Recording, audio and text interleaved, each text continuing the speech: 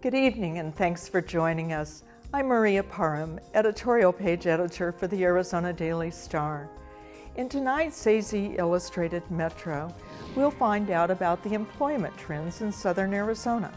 We'll ask about an education program focusing on leadership in the Native nations and hear from two people who work in technical education. But first, a look at today's top stories. Property taxes in Pima County are about to go up. The Pima County Board of Supervisors voted 3-2 this morning to increase the county property tax rate by about 28 cents. Property owners will now pay $5.13 on every $100 of assessed value on their properties. That means if your home is valued at $100,000, you will owe the county about $513 under the new tax rate. Other entities like school districts also assess property taxes, which are added to what the county charges. The Pima County Treasurer's Office anticipates that property tax bills will be sent out during the first week of September. The first half of those tax payments are due October 1st. Some people on the south side of the Tucson metro area appear to be unhappy with members of the Sunnyside School Board District. 4 of the 5 Sunnyside Unified School District board members are facing the prospect of an election recall. Recall efforts began in July against board members Luis Gonzalez and Bobby Garcia, and last week's recalls were started against board members Daniel Hernandez and Buck Crouch. The process can take about a year and cost the district plenty of money. Education officials compare the recalls to the cost of an upcoming election. The campaigns have about 4 months to file 1,300 valid signatures in each case to launch the recall officially. The Sunnyside School Board members, Gonzalez and Garcia, that means a mid-November deadline, and an election would be held in May of 2014. The 2 other recall efforts against Hernandez and Crouch have until mid-December to file signatures to force a recall election on the ballot next fall. And the state of Arizona has its first poet laureate. Today, Governor Jan Brewer named Alberto Rios, an ASU professor, to the post. The poet laureate was created by a bill sponsored by Southern Arizona State Senator Al Melvin. And that's a look at tonight's headlines.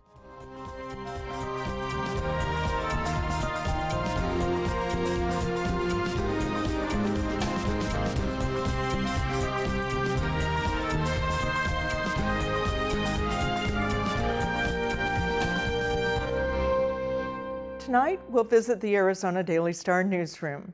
The newspaper puts out an annual listing of the top employers in southern Arizona. Andrea Kelly asked Assistant Business Editor David Witchner to break down the 2013 findings. The big overall finding was that the major employers in our region increased employment about 0.7% in 2012, and there were some strong gains in some sectors like aerospace and construction, which is rebounding, and those were offset by declines in government, school districts, defense. We had some declines in defense, and nonprofits also declined. So not huge gains or declines compared to last year. Is that indicative of how the economy is not growing very fast right now? Right. The Start 200 is basically reflecting kind of the national, state and national trends to a degree. Very slow growth, and for the 2012, the Arizona Department of Administration, in fact, had projected annual job growth in the statewide of 2.1%, and only 0.6% in Pima County, 2.6% in Maricopa County, and 1.6% for all the other counties except for the urban counties.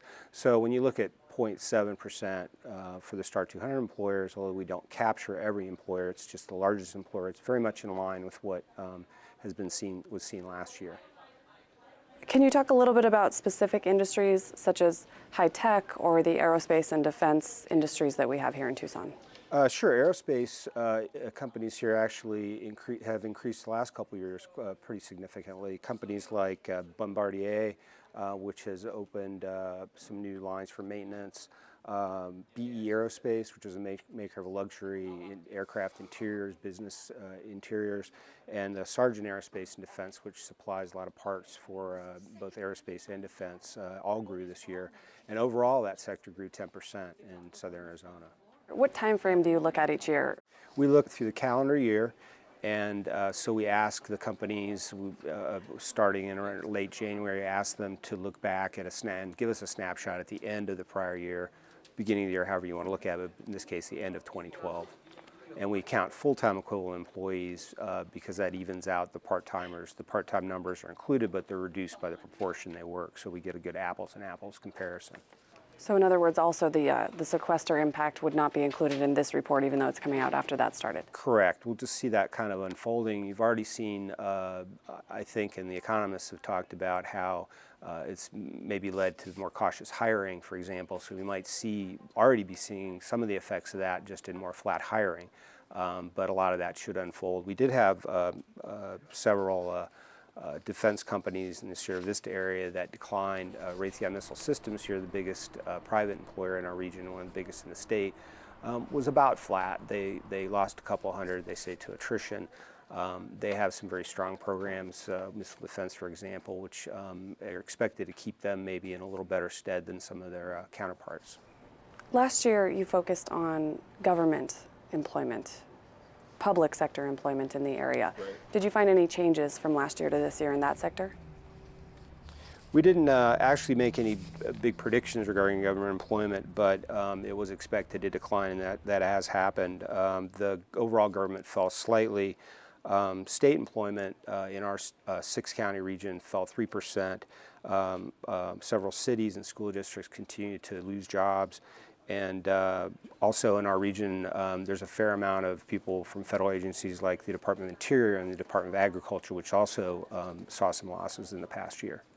Anything quirky, anything that kind of drew your attention as you were going through the information? Well, we focused on workforce development this year, and we were a little surprised, although it's always the case that even in a down economy and when unemployment is high, companies are still hiring for people that they need, and that means specific skills, new skills, expected skills they expect to need to fill.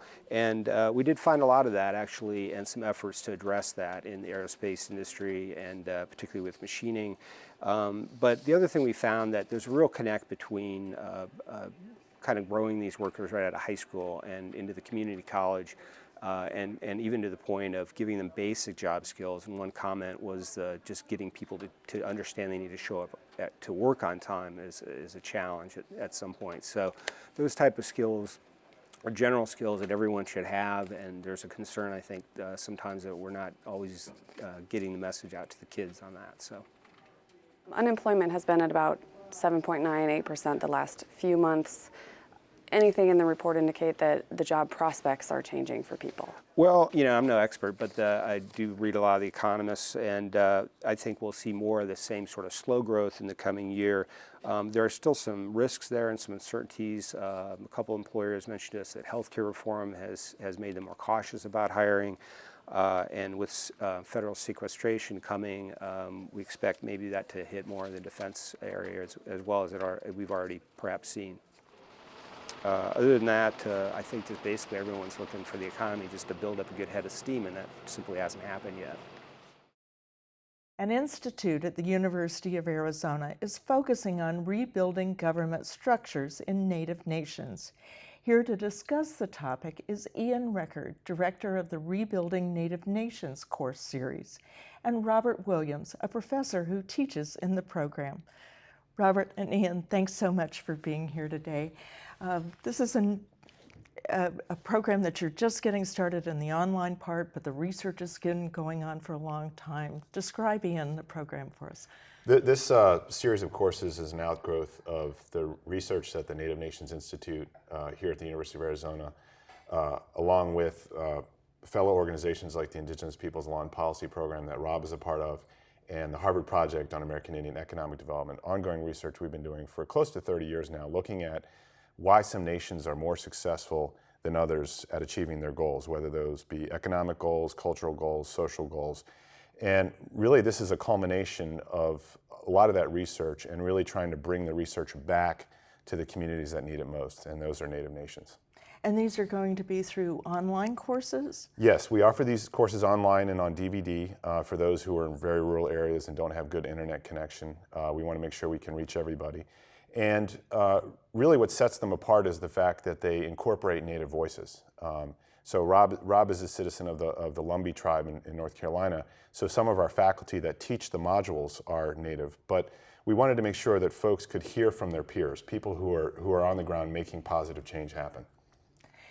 You want to talk some, Rob, about one of the courses that you actually teach in this and that you're responsible for in justice. Yeah, I get to teach the role of tribal courts in strong Native nations. And what the research done by Native Nations Institute and the Harvard Project clearly shows is that the tribes that are most successful in terms of economic and community development along a range of factors have strong, independent judiciary. So our course, the one that I get to teach, really focuses on how tribal leaders can contribute to that process, how tribal judges, prosecutors, the whole range of people who are involved in tribal justice systems can participate in this nation-building project. Well, what are some of the challenges in governing on the nations? They're so diverse and whatever. Either one of you who wants to speak to that? Well, what we found in our research is that really the only policy that's ever worked for tribes and tribal government is that of self-determination. So, and you mentioned the diversity. What we're seeing is an incredible movement towards diversity in Indian country as Native nations begin to shed the systems of government that were imposed upon them by the federal government. And it's really a wonderful thing to watch. And in that process, however, is nations that are perhaps further behind on that curve are trying to learn from others who are further ahead. And really that's the role that we see this curriculum playing, is it's trying to get some tribes out of their box, if you will, and learn about the innovation that's taking place elsewhere. So what we get to focus on in our course on tribal justice systems is, first of all, tribes had functioning justice systems. They had their own laws, their traditions, and their customs. And that intervening period of colonialism, of course, was focused on destroying those laws. And so the most successful tribes with their tribal courts are trying to blend the old with the new. How do you draw on the strength of those customs and traditions in your culture and help it meet the challenges that tribes face today, the nation-building challenges in the 21st century? So which nations are being really successful right now? Yeah, in my course, I get to focus on the Navajo Nation right here in Arizona. Of course, it's a very large nation. It has a large geographic land base, some 200,000 plus citizens and non-Indians who live there, and a very extensive court system. So just getting that off the ground, they really began in earnest in the 1950s and invested tremendous resources, and many of their own citizens work as judges, as lawyers in those courts. And the unique thing is that they apply Navajo custom traditions, some ideas like harmony and kinship, which they call K, and leadership, are infused throughout the decisions that they make as a court. And that's what gives that court such legitimacy, not only with the people on the reservation, but outsiders who deal with it on a regular basis.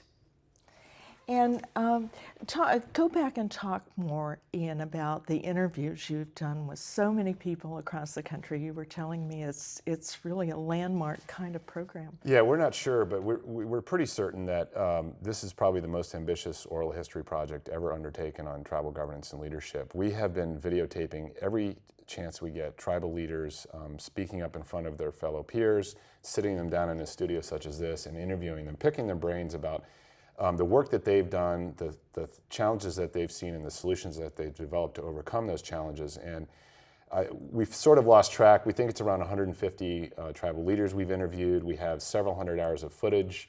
And what we've done is we've culled through all that footage and incorporated the best of what we've got into this curriculum.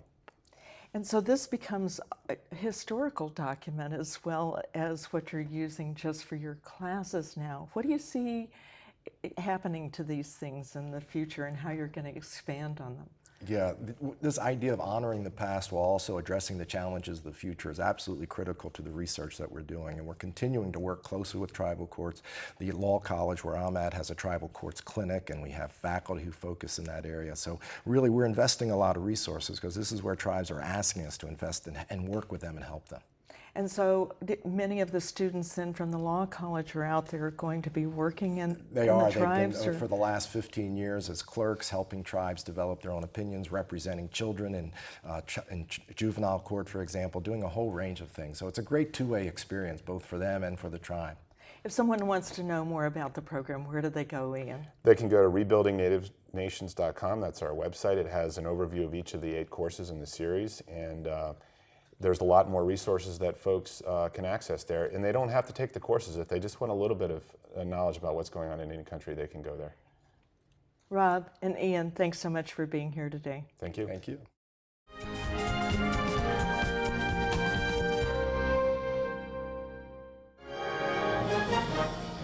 An Egyptian court said today former President Hosni Mubarak could soon be freed from jail. The news about Mubarak comes as the death toll in the current surge of violence nears 1,000. We have an exclusive interview with Egypt's ambassador to the U.S. Then, can the police seize your cash, your car, even your home if you're detained? We talked to the reporter who investigated the practice for the New Yorker magazine. What's the problem with Washington? We kick off a series on governing and leadership. Tonight, 3 historians on partisanship and gridlock in the nation's capital. And in an age of budget cuts, the U.S. Space Agency must rein in its ambitions. We take a closer look at NASA's uncertain future. And NASA for years has had a flat budget. It's now been declining a little bit. An argument can be made that they've been asked to do really difficult things, but they have not been given the money to do it. That's all ahead on tonight's NewsHour. During segregation, Birmingham, Alabama had 2 baseball teams. The white barons, the white people went to see them, and the black barons, black people went to see them, and they had a chicken wire fence. If somebody from the opposite race went, they had to sit on the far side of the chicken wire fence. I'm David Green. How those 2 teams finally became one on the next morning edition from NPR News.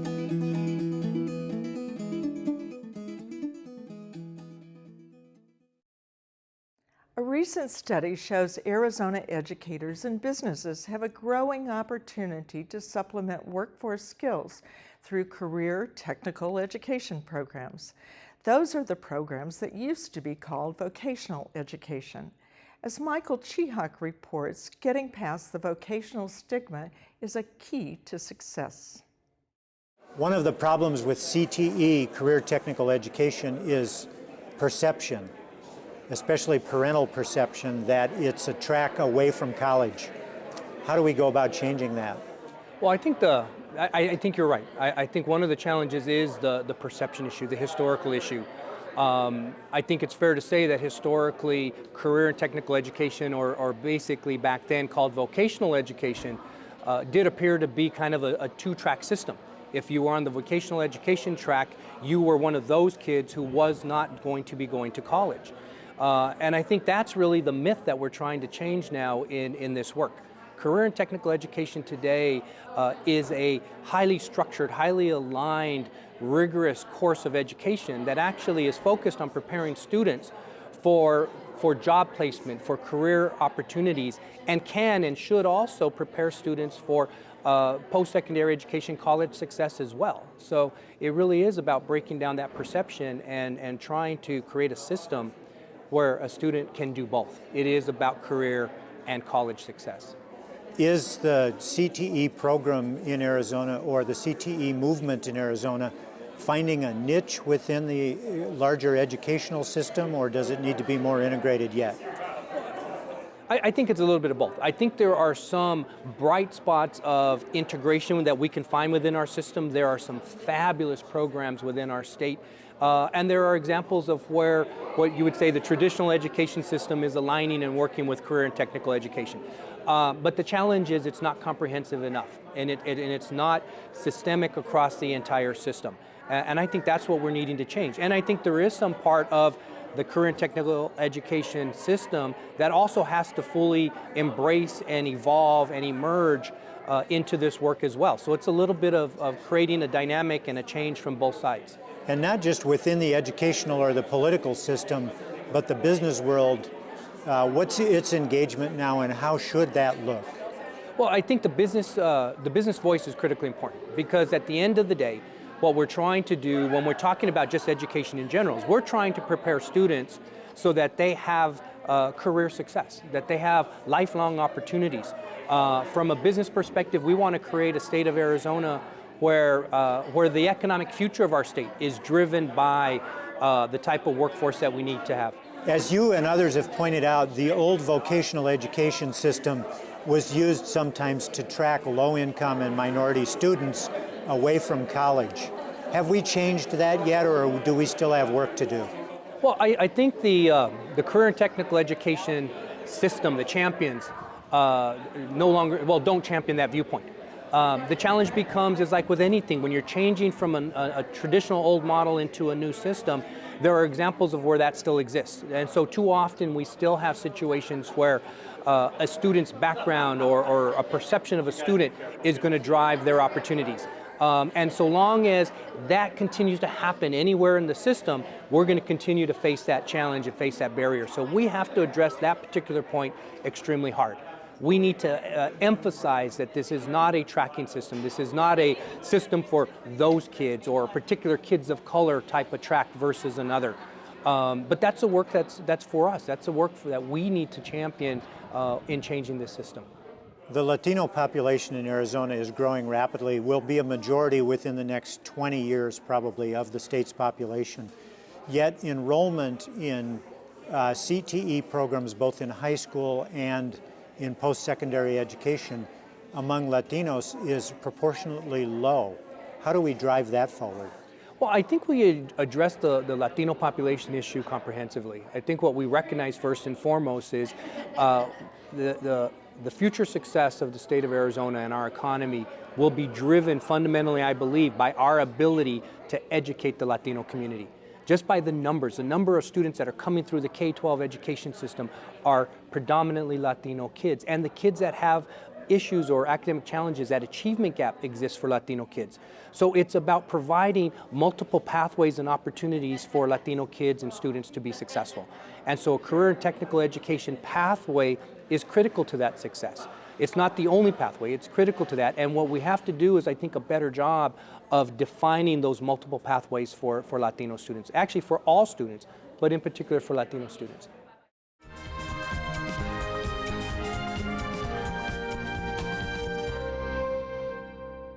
For a look at career technical education programs in Pima County schools, Andrea Kelly spoke with Tina Norton, the Chief Financial Officer of the County Joint Technical Education District, known as JTED.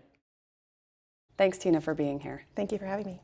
Let's start with a little discussion of the budget. Last year, the state cut funding for JTED statewide for freshman programs. Can you talk a little bit about the impact that's had? Yes, they cut the freshmen from our programs. They also cut at the same time for K-12 education. They cut a fund called Capital Outlay, which is where school districts in Arizona fund equipment, buildings, land improvements, those kind of things. They also cut soft capital, which is where the educational expenses such as textbooks, instructional software, those kind of things come out. So they cut both those funds, which we received that cut as well, and they cut the freshmen for us, and JTEDs have been funded at 91%. So the total cumulative cut for Pima County JTED that year was 52% cut. And what did that look like dollar-wise in Pima County? We went from a $26 million budget down to a $13 million budget. And that started last school year? It started in the 11-12 school year, yes, last school year. Now, what programs, if any, were hardest hit by that cut? All programs in Pima County were hit hard by that. We fund all of the career and technical education district programs in each of the member districts. So in all of our member high schools, every high school in Pima County, they received that 52% cut as well. So what that means is programs are closing. There are fewer sections being offered for kids.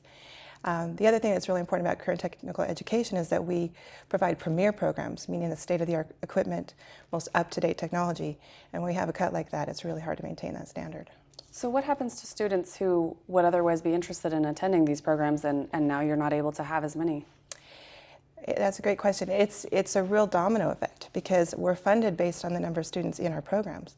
So if we have fewer students in our programs because there are fewer programs to offer, then we're going to see a lower budget next year and it continues to decline. So we have to find some way to actually turn that around and offer more programs and get more students into the programs versus fewer.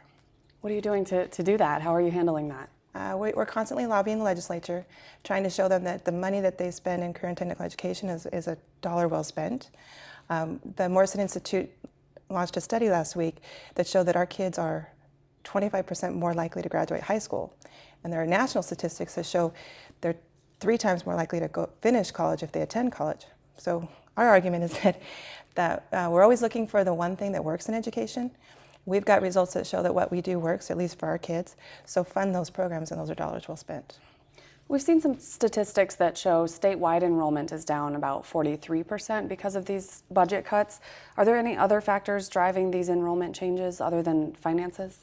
Certainly, we're all competing for the same hour in the day for students, so as graduation requirements increase, there are fewer opportunities for kids to take other things. We're traditionally considered elective courses. We're trying to also change that.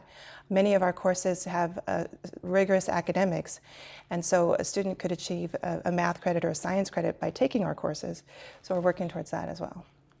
And what programs in Pima County have been hardest hit by these decisions? Enrollment-wise? Enrollment-wise, I would say construction is one that was hit really severely, automotive, multimedia, business administration. A lot of courses have been hit drastically. And do all of the county JTEDs offer the same courses? Does it vary county to county or program to program? It varies county to county. The state Department of Education is in charge of approving the programs. And once they approve the programs, then it's up to each local jurisdiction to decide which programs make the most sense for their population. And in Pima County, we rely heavily on business and industry to advise us in that area, make sure we're offering the right programs for the right kids in our community. What are some of the most popular programs in Pima County's JTED? Some of the up-and-coming programs that have come just since we've been a JTED, because we're only in our 6th year here in Pima County, are things like the biosciences, engineering, nursing has really taken off, cosmetology, but as you can see, bioscience, engineering, those lead to a 4-year degree, if not more, post-secondary education. So those are new since we've been at JTED. Explain a little bit, if you can, how that JTED program for those biosciences, for example, fits in with the college education later down the line. Well, for starters, they receive college credit while they're in those programs. So for instance, the engineering program, they earn University of Arizona college credit while they're taking those courses.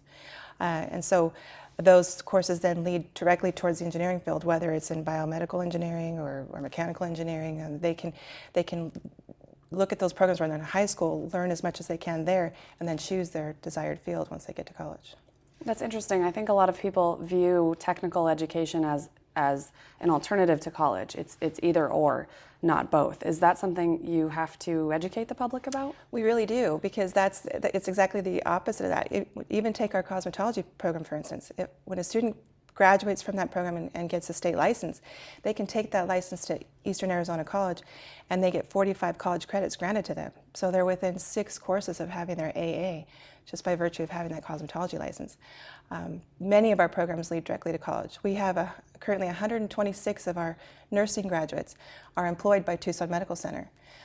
Part of their employment is TMC will pay to continue their education, and they can go on to get their RN or their BN. But at the same time, there's also programs for students who don't want to go to college or don't see themselves fitting in college, correct? Yeah, that's an excellent point, because we're all guilty of saying to our kids, you really need to go to college, but today's workforce has changed. Many of our programs, you can get a certificate, go into direct employment, and that employment will give you a $46,000 a year job without the debt associated with a college degree. Tina Norton, the Chief Financial Officer for the Pima County Joint Technical Education District. Thanks for joining us today. Thank you. To comment on any of today's stories or keep up with the latest news, go to our website, azpm.org. I'm Maria Parham. Thanks for watching.